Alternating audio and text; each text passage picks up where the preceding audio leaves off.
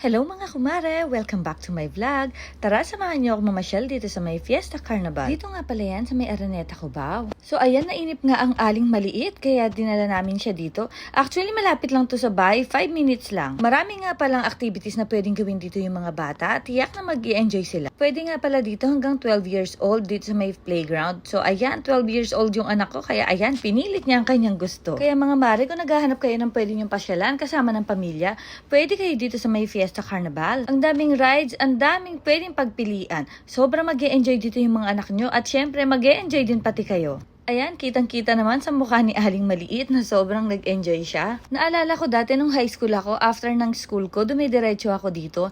Hindi pa siya dati ganito kaganda. Syempre, nag-i-evolve na. Char, ano yun? Halos nga lahat ng rides, tinry nila kasi para naman mag-enjoy sila ng todo. At syempre, eto ang buntis, palakad-lakad. Dalhin nyo na dito ang